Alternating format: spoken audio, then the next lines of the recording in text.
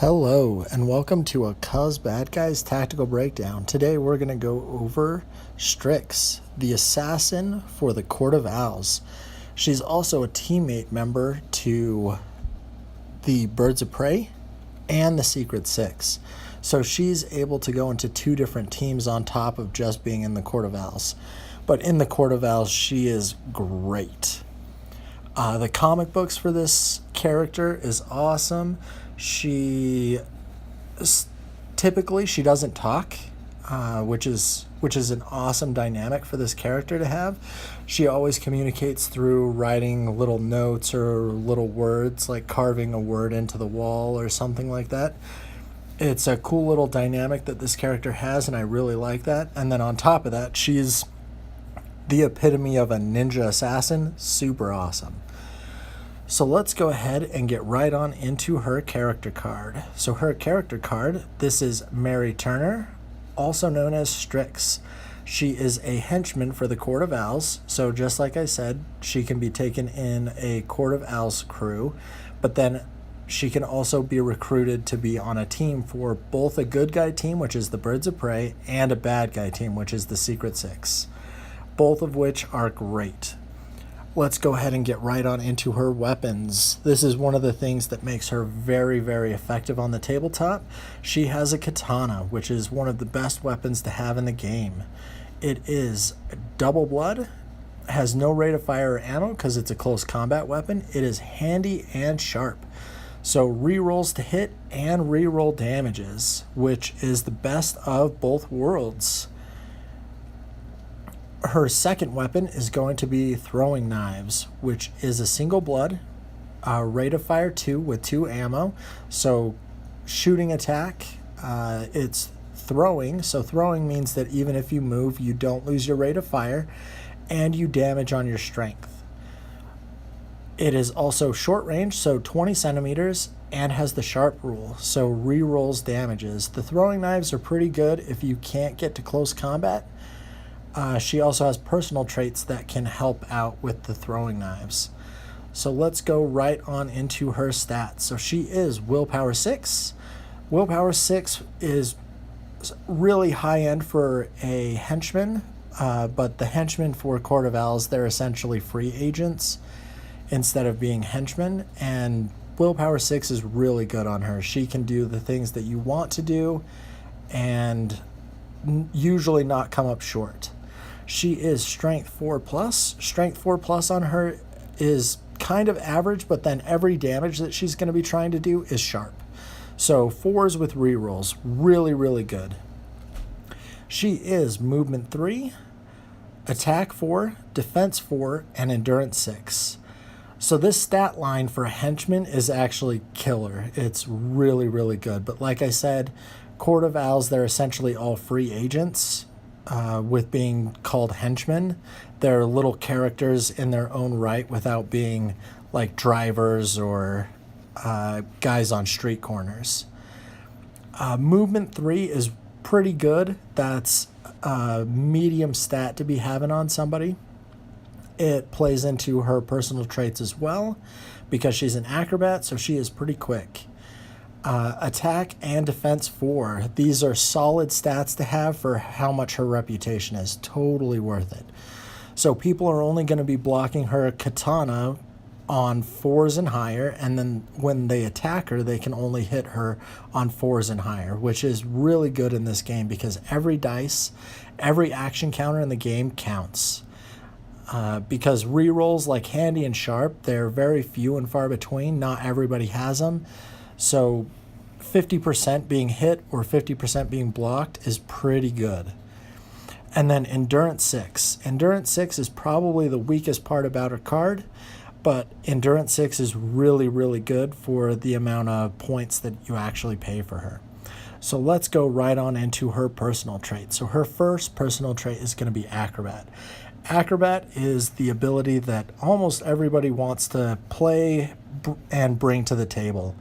It adds tons of mobility, makes it so your base movement is 12 instead of 10, makes it so you're not impaired when you go over obstacles. You can just flip over cars and barriers and all the different things and you can jump over characters. Acrobat is really, really good.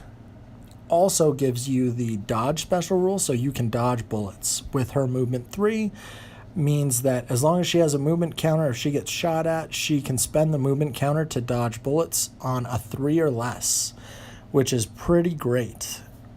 Let's go on to her next personal trait. So that is going to be Climbing Claws. Climbing Claws is really good if you don't have a back claw, because it makes it so you can go vertical without being incredibly impaired. So Climbing Claws, she can just move up to a wall and then go up the wall without having to spend a movement counter and without it being impaired movement. So if she rolls a 10 on 2d6, she gets to move 10 centimeters up. Instead of a normal character, they would have to move up to the wall, spend a movement counter, and then also roll dice. And whatever they rolled, if they rolled a 10, they would actually only be able to go up 5 centimeters. So impaired movement. Climbing Claws makes that pretty good. Her next special trait is going to be Rapid Fire. So Rapid Fire is going to go into her throwing knives. So Rapid Fire is spend a special, and you get to increase your rate of fire by 1. So as long as she spends a special when she uses her throwing knives, that rate of fire 2 goes to rate of fire 3. So she throws 3 knives at somebody, which is pretty good because that turns from 2 blood into 3 blood, potentially. And then her last personal trait is going to be Stealth. Stealth is awesome because it makes you pretty ninja. Normally, people can only be seen in the Batman miniatures game at 30 centimeters because it's dark, all of that stuff. Stealth makes it so instead of 30 centimeters, it's actually 20. So a character like this can really sneak up on models without being seen, without having to worry about being shot. Really, really good. So let's get on to special traits. So because she is a Court of Owls member, Court of Owls assassin, she has weakness to cold, which is very fluffy. Reading the comic books, all the assassins from the Court of Owls, they all have a weakness to cold. It slows down their regenerative powers and stuff like that. Totally makes sense. So weakness to cold is if this character receives the cooled or freeze effect, they also receive a stun damage as well. So can be pretty bad if she runs into like Captain Cold or runs into freeze. But those kinds of characters and those kinds of weapons are kind of far and few between unless you fight a specialist crew like the Freeze Gang. And then her last personal trait or special trait is going to be Reanimated Owl. This character can re-roll the roll to recover from KO when this character becomes a casualty. When this character becomes a casualty, it gives an additional victory point to the opponent. So instead of a henchman, when she gets casualtied, instead of being worth 2 points, she's worth 3 victory points. But if she's ever knocked out, she gets to re-roll on her endurance to see if she wakes up. So that's like her regenerative abilities manifesting on the tabletop, which is super awesome. This is a great character, really good character. I really like her utility in being able to be taken in other crews, as well as she only does blood damage. Really awesome. So let's go right on into her reputation. So her reputation is 61 reputation, which is super, super, super cheap for getting a katana and this stat line. Really, really good. And then funding, $100 for her throwing knives, and she has rapid fire. That's a steal. Strix, she is by far the best henchman in the entire game when it comes to damage output, mobility, because she's an acrobat, and then reputation, her cost efficiency. Strix is killer. Because the katana has handy and sharp and she's strength 4+, when she runs into people, they die. The only way to really take her down is her endurance is only 6. So you pile onto her and she'll end up going down. but really, really good character. I love playing her in the Secret Six and in the Birds of Prey. So let's go on to her strengths and weaknesses. I've kind of covered that a little already, but let's cover it just a little bit more. So her attack and defense 4 for being only 61 points, totally worth it. Really good stats. Her being an acrobat, her katana, great stuff. And then her weaknesses. Her weakness is going to be endurance because she's only endurance 6, and that she gives an extra victory point when she gets casualtied. So if people end up going after her, she's worth more points.